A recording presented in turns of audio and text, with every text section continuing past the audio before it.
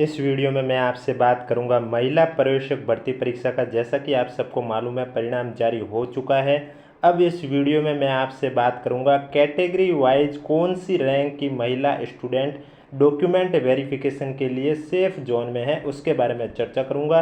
इसलिए वीडियो को बिना स्किप किए कंप्लीट देखें। वीडियो पसंद आए तो वीडियो को लाइक करें, चैनल जरूर सब्सक्राइब करें, क्योंकि जैसा कि आप सभी को मालूम है, महिला पर्यवेक्षक भर्ती परीक्षा का परिणाम जारी हो चुका है। अब जो डीवी का काम है, यानी कि डॉक्यूमेंट वेरिफिकेशन का काम है, वो विभाग द्वारा किया जाएगा। अब विभाग इसका डॉक्यूमेंट वेरिफिकेशन ऑनलाइन करवाएगा या ऑफलाइन करवाएगा, कब से शुरू करेगा, ये जैसे ही विभाग की ओर से अपडेट आती है आपको इस यूट्यूब चैनल के माध्यम से दे दी जाएगी। इसलिए चैनल जरूर सब्सक्राइब करें, नोटिफिकेशन भी ऑन रखिए, ताकि महिला पर्यवेक्षक भर्ती परीक्षा से जुड़ी मैं कोई भी अपडेट लेके आऊँ सबसे पहले आपके पास पहुंचे। और इसकी पीडीएफ कैटेगरी वाइज जो कि मैं आपको डॉक्यूमेंट वेरिफिकेशन के लिए लिस्ट बताने जा रहा हूं, इसकी पीडीएफ आपको हमारे टेलीग्राम ग्रुप पे देखने को मिलेगी, जिसका लिंक नीचे डिस्क्रिप्शन में दिया हुआ। अगर अभी तक आपने ज्वाइन नहीं किया तो आप जाके ज्वाइन कर सकते हो।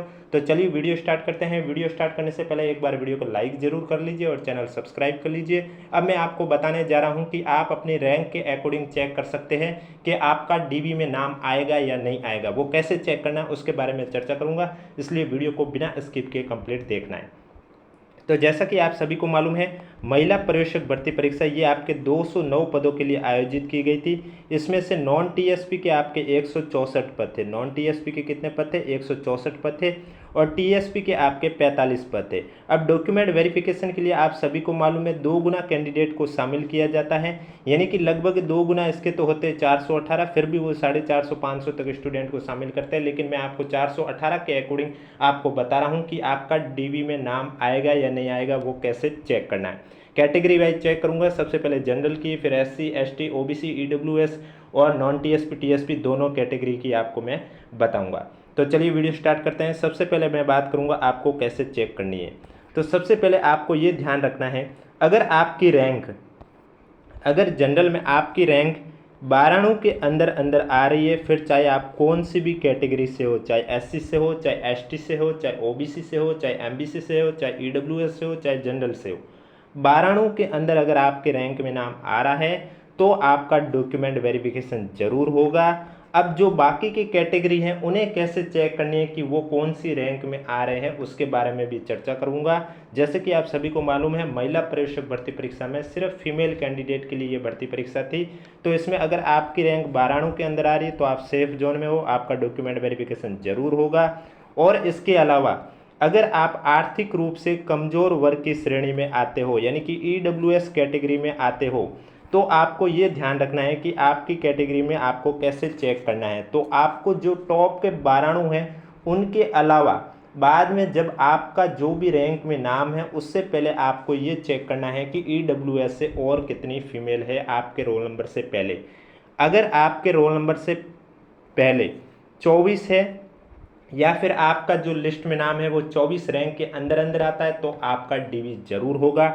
डॉक्यूमेंट वेरिफिकेशन के लिए ध्यान रखें, बस आपको कंडीशन ये ध्यान रखनी है कि जो आप काउंट कर रहे हो वो आपको 92 रैंक के बाद के ईडब्ल्यूएस कैटेगरी वाले कैंडिडेट को काउंट करना है, क्योंकि 92 तक की रैंक वाले तो जनरल से आपके ऑलरेडी सेलेक्ट हो चुके हैं। तो अब जो ईडब्ल्यूएस कैटेगरी के आपको चेक करनी है तो 92 रैंक के बाद के और आपके जो रोल नंबर है उससे पहले ईडब्ल्यूएस कैटेगरी की कितनी फीमेल कैंडिडेट है वो आपको चेक करनी है। और अगर आपका नाम 24 रैंक के अंदर अंदर आ रहा है तो आपका डॉक्यूमेंट वेरिफिकेशन जरूर होगा। अगर थोड़ी ज़्यादा हो जाती है तो फिर तो वो डिपेंड करता है कि बोर्ड एकदम एक्यूरेट 2 गुना को शामिल करते हैं या थोड़े ज़्यादा ही करते हैं, वो बोर्ड पे डिपेंड करता है। नेक्स्ट है अनुसूचित जाति के जो कैंडिडेट है उन्हें कैसे चेक करना है।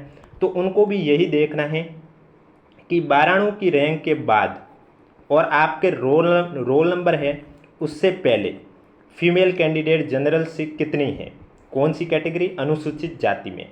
अगर आपकी रैंक 40 के अंदर आ रही है तो आपको भी डॉक्यूमेंट वेरिफिकेशन के लिए बुलाया जाएगा। अगर आपकी 40 की रैंक आ रही है, बस आपको ये ध्यान रखना है कि 92 के बाद से आपको काउंट करना है अनुसूचित जाति की कितनी कैंडिडेट है। और अगर आपका नाम 40 के अंदर आ रहा है तो आपका जरूर। अब ये कैसे चेक करना है, आप सर्च करके कर सकते हो, उसके बाद आपके हाईलाइट हो जाएंगे और वो रोल नंबर आपकी कैटेगरी के जो भी हाईलाइट होंगे उससे आप अपने काउंट कर सकते हैं। इसके बाद मैं बात करूंगा अनुसूचित जनजाति की। उससे पहले वीडियो को लाइक नहीं किया तो एक बार वीडियो को लाइक कर लीजिए, चैनल सब्सक्राइब कर लीजिए, क्योंकि महिला पर्यवेक्षक डीवी को लेकर विभाग द्वारा या बोर्ड द्वारा जब भी अपडेट आएगी आपको इस यूट्यूब चैनल पर मिलती रहेगी। महिला पर्यवेक्षक एग्जाम से जुड़ी छोटी से छोटी हो या बड़ी से बड़ी अपडेट आपको इस यूट्यूब चैनल पर टाइम टू टाइम मिलती रहेगी।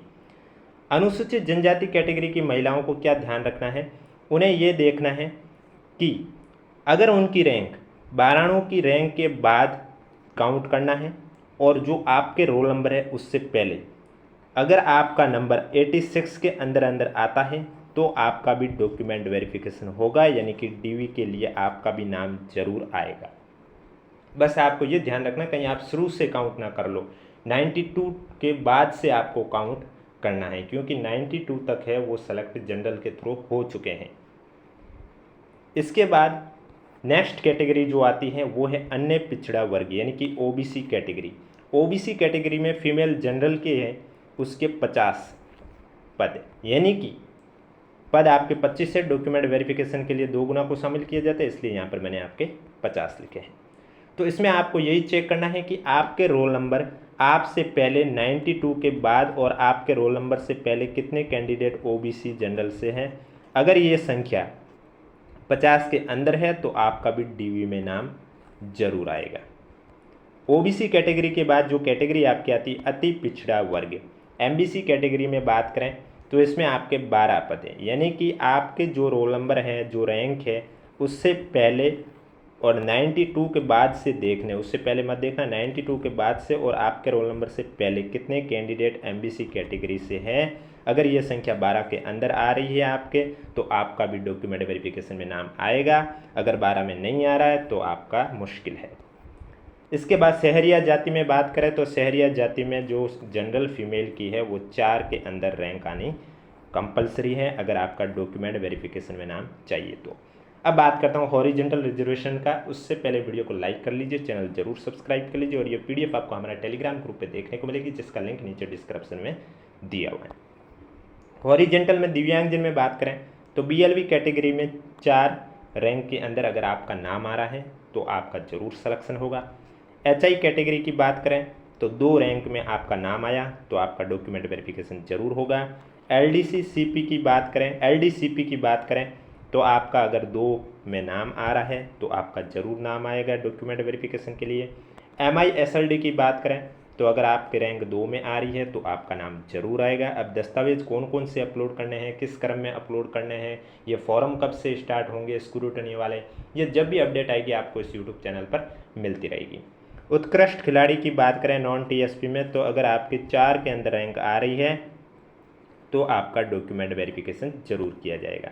अब भूतपूर्व सैनिक में बात करें तो जनरल कैटेगरी की बात करें तो 2 गुना में शामिल किया जाता है, इस हिसाब से 12 रैंक के अंदर आपका नाम होना चाहिए। ओबीसी कैटेगरी की बात करें तो 6 रैंक के अंदर आपका नाम होना चाहिए। एससी कैटेगरी की बात करें तो 4 रैंक के अंदर आपका नाम होना चाहिए। एसटी कैटेगरी की बात करें तो 10 रैंक के अंदर आपका नाम होना चाहिए। और एमबीसी कैटेगरी की बात करें तो 2 रैंक के अंदर आपका नाम होना चाहिए। ईडब्ल्यूएस कैटेगरी की बात करें तो 2 रैंक के अंदर आपका नाम होना चाहिए। अब बात करूंगा टीएसपी की। तो अभी तक जो मैंने बात की वो तो बात की है नॉन टीएसपी की। अगर आपको समझ में नहीं आया तो वीडियो को वापस भी देख सकते हो या फिर हमें कमेंट बॉक्स में भी डाउट पूछ सकते हो। अब बात करूंगा टीएसपी में कितना सेफ रैंक वाले हैं जिनका डॉक्यूमेंट वेरिफिकेशन होगा। उससे पहले वीडियो को लाइक कर लीजिए, चैनल सब्सक्राइब कर लीजिए। तो टीएसपी में आपको ये ध्यान रखना है आपकी जो रैंक है वो जो टॉप के 40 स्टूडेंट है रैंक में 1 2 3 ऐसे में 40 तक है उनका तो डीवी होगा, फिर चाहे वो एससी कैटेगरी से हो चाहे एसटी कैटेगरी से हो, एससी से हो या एसटी से हो, आपका नाम अगर 40 की रैंक में है तो डीवी होगा। अब जो एससी और एसटी कैटेगरी के कैंडिडेट हैं उन्हें कैसे चेक करना है, जैसे अनुसूचित जाति की बात करूँ तो इन्हें देखना है कि 40 की रैंक के बाद और आपके जो रोल नंबर है उससे पहले कितने कैंडिडेट हैं। अगर संख्या 4 के अंदर है आपके रोल नंबर की तो आपका डीवी के लिए नाम जरूर आएगा। ध्यान रखना आपको 40 की रैंक के बाद का देखना है, क्योंकि 40 की रैंक के अंदर जो भी एससी एसटी का है वो जनरल के थ्रू हो चुके हैं सिलेक्शन। अब नेक्स्ट जो है अनुसूचित जनजाति।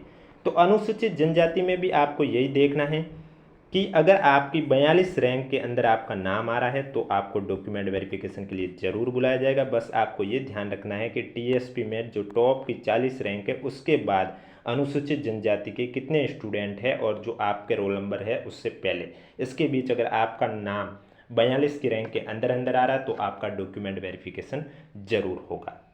ये तो थी अनुसूचित जनजाति। उसके बाद मैं बात करूंगा आपके हॉरिजेंटल रिजर्वेशन में।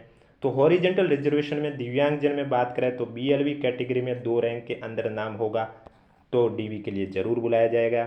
एचआई कैटेगरी की बात करें तो उसमें भी 2 रैंक के अंदर नाम होगा तो ज़रूर बुलाया जाएगा। इसके बाद आपके जो भूतपूर्व सैनिक की बात करें तो यहाँ जनरल कैटेगरी की बात करें तो 4 रैंक के अंदर नाम है तो ज़रूर बुलाया जाएगा। एसटी कैटेगरी की बात करें तो 4 रैंक के अंदर अगर आपका नाम है तो आपको डीवी यानी डॉक्यूमेंट वेरिफिकेशन के लिए ज़रूर बुलाया जाएगा।